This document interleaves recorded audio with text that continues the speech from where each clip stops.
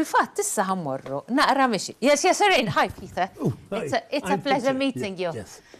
U anki inti u James, għax nkun majna li I'm not meeting you, għax nafek, mux problem. Hello. Pjaċir tagħna l-edin hawn, thank you. Mela, James Portelli, li huwa l-fundatur kif ukoll President ta' XirCammini, u Peter Hesseling, li huwa Honorary President of Camino Europa Compostela.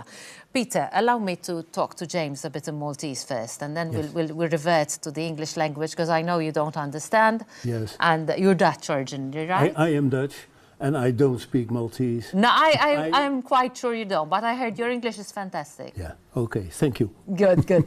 I didn't nafti, James. XirCammini għalix, intom teħxu dil-ħajja, intom għalikom normali, pero mux kulħat jaf xintom, biex intom, naf li kbirtu ħafna? Bdejna bħala voluntary organization zaħira, pero tul dal-axħar 5 snin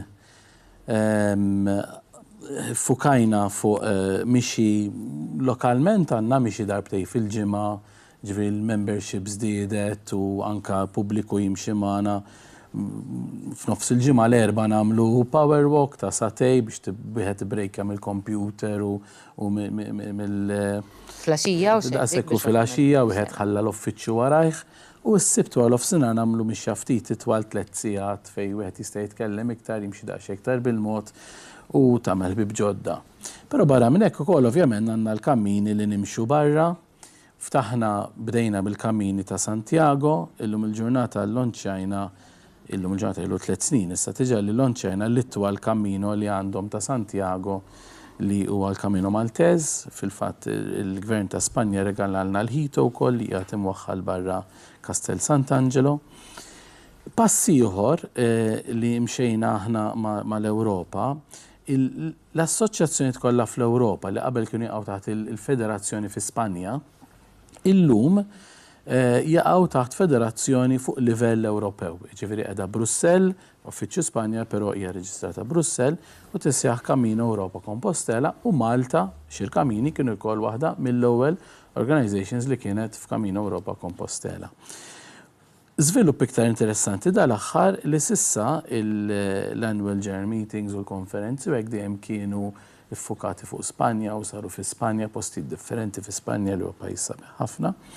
Is-sena l-oħra aħna bħala XirCammini ollejna jdejna għadna tista' di l-konferenza ssir Malta. Allura dan il-weekend għandna il-fuq minn 100 delegat minn 25 assoċjazzjoni 18 il-pajjiż li se jkunu qegħdin Malta il-sibt il-ħadd it-tnejn fuq konferenza tal-Cammini. Fuq il-Cammini. U hemmhekk jidħol is-So Peter. He gave us a bit of the background. Okay. And now we can obviously start getting to know a bit more about you. I heard that beyond the walking with XirCammini, you actually go with the bike and you yes? How did it start? When did your love for... as you know, the Netherlands is a very flat country. Yes, unlike Malta. Yes. Unlike Malta, because Malta has all hills. Yes, that's too many hills. Yes. But in the Netherlands, it's very flat. So many Dutch people use the bicycle to go from A to B. And even in our cities, the cities are very crowded and going by car into a city is a problem. So our government stimulates people to use the bicycle. Okay. But why don't you use the bicycle to go to Santiago de Compostela? Right. And about 20% of the Dutch pilgrims use the bicycle. Instead of walking? Instead of walking, yes. But so you obviously have a longer destination to go to, or? Yeah, yes, of course.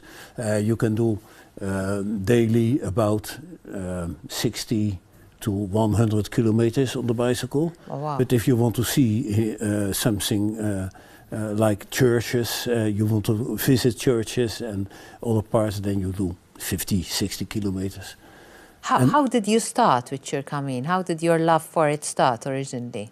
Well, you're one of the veterans, right? It was a wish I had many years. Once I cycled from my home in the Netherlands to Rome, and that was when I was still working. I'm retired now, and I said, when I'm retired, I want to go to Santiago. And my wife said, okay, I go with you. So we went on the bicycle to Santiago de Compostela, and first to Saint-Jean-Pied-de-Port, the Pyrenees, and then a few months later, the last part. How lovely. Well, yes, and what important is that a Dutch guy made a track special for cyclists to Santiago de Compostela. okay, as well. So we don't use the footpath, we use the asphalt. And that is easier, and you are not a nuisance to the pedestrians. Of course, it's very thoughtful as well. I'm going to revert to Maltese if you don't mind. Apologies, but obviously being a Maltese station, we try to incorporate everyone into it. James, qed inħallu barra, forsi qed nitkellmu ħafna fuq il-mixi u fuq fil-Kastija u tgħidilna bil-bajk. Qed inħallu wkoll barra l-element reliġjuż, għax dan għandek element spiritwali fihom dan mixjiet u xek. Iva u le, u ngħidlek għaliex.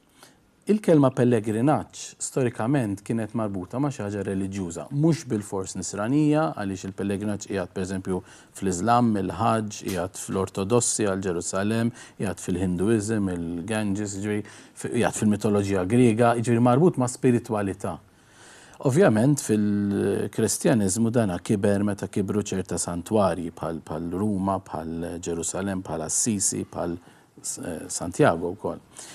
Però biż-żmien il-pellegrinaġġ sar mezz kif bniedem joħroġ minn pajjiżu anke ma' ħbieb oħra u jimxi. Jekk morru lura pereżempju għal kitbiet ta' Chaucers li huma l-Pilgrim's Tales, daw mhux kollha kienu jagħmlu mal skopijiet reliġjużi. Oltre, jekk taqra l-Chaucer tinduna li mhux kollha kienu nies reliġjużi fil-fatt. Mhux literature. Daqshekk u kienu jagħmluha huma ħafna drabi, għandna fil-fatt kredenzjal Malta minn Winyacourt għall-Grammastru Winyacourt għal Don Juan Benegas li beda l-Camino minn Malta minn Rabat sa Santiago, l-kredenzjal huwa ta' 1602 ġifieri. Tirrealizza li ċerta nies kienu japplikaw għal dal-kredenzjal huwa passaport tal-pellegrina, Pilgrim Passport, kienu japplikaw ħafna drabi għax mingħajru ma stajx tivvjaġġa. I see, all right. Ġifieri jużaw il-pellegrinaġġ bħala raġuni biex jivvjaġġaw. Ġifieri għalkemm jeżistu ħafna li jimxu l-kaminu għal skop reliġjuż jew anke f'sens usa spiritwali biex wieħed isib lilu nnifsu, jeżistu wkoll nies li jimxu għal skopijiet soċjali, skopijiet ta' sport, skopijiet ta' sfida, nista' nagħmilha jien dal-kilometri kollha. Allura il-raġunijiet huma verament varji. Naf li kellkom ukoll wirja bħalissa d-dejja u xek. Iva, għandna. Għada d-dejja sal. Iva, għada d-dejja sa nhar it-tnejn 26 ta' Mejju ftaħniha fit-19 qiegħda miftuħa fil-Mużew tal-Posta Archbishop Street u miftuħa fil-ħinijiet ovvjament li jkun miftuħ il-mużew u qiegħda fis-sala li jisimha di Alice Room. Alice ovvjament għal-fotografu ċelebri li għanna tant fotografiti jew antiki. Ġifieri qiegħda f'Alice Room, first floor, Malta Post Museum, Archbishop. U dawn ma kollha ritratti li ttieħdu minn nies li jkunu mixjin waqt il. Dawn huma nies li 3 minn 4 li pittru huma fil-fatt pellegrini li mxew il-kamini. Il-persuna l-oħra u assis li wkoll ovvjament involut f'element spiritwali. X'inhi l-età tan-nies li jieħdu sem? Neverendi. Vera? Ifimni, jiena pereżempju l-ewwel Grand Santana se għalaq 7 snin dis-sena.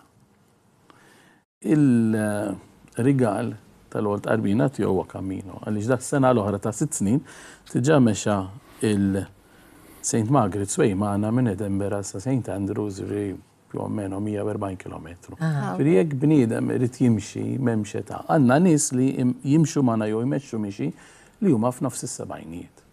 75. Sakemm inti ma taqtax qalbek hawnhekk qed naraw xi groups ukoll ħanerġgħu ndaħlu ftit il-Peter. So you're presently here because of the conference, right? Yes. And what is the aim of this conference? What will be happening in the next few days? Well, it started a year ago, about a year ago, when we had our general meeting of Camino Europa Compostela, that is the European Federation. And we were looking for a spot to do the next general meeting, and James said, well, What about us in Malta? Yeah, come to Malta.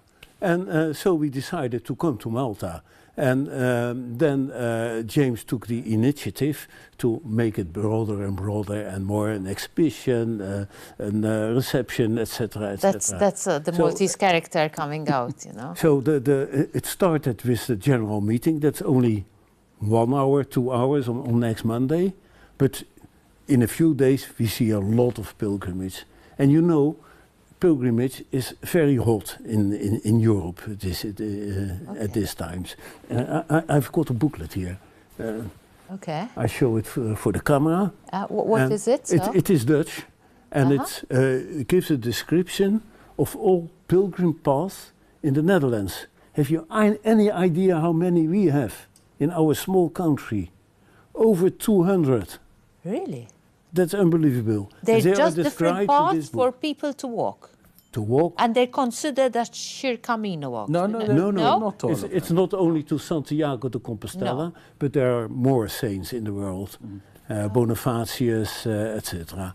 And so in the Netherlands, it's so hot, the pilgrimage, that is there a pass? They call it the pilgrim pass, and then people go to walk it.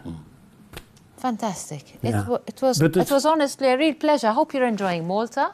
Yes, I certainly do. I hope it's that beautiful. I know you're not alone, so hi, I hope you're all enjoying Malta, because hawnhekk ġab il-nismi għedin wara l-kwinti, so I hope you're all enjoying it. James, keep it up, proset. Nirringrazzjak. Dejjem suġġett ta' aspirazzjoni fis-sens ta' xi ħaġa li tant tista' taqgħod komunità, tant qed tagħmlu ġid li nawguralkom li dejjem tkomplu għaddejn u kif qalinna inti minn daqshekk kabbar ta' daqshekk u għala xi ħaġa li sewwa kif għandu Nipprova. irnexxielek. Proset. Nirringrazzjak. Kudu gost. It's been a pleasure. Enjoy Malta. Pleasure was mine. Thank you very much. Tlaqna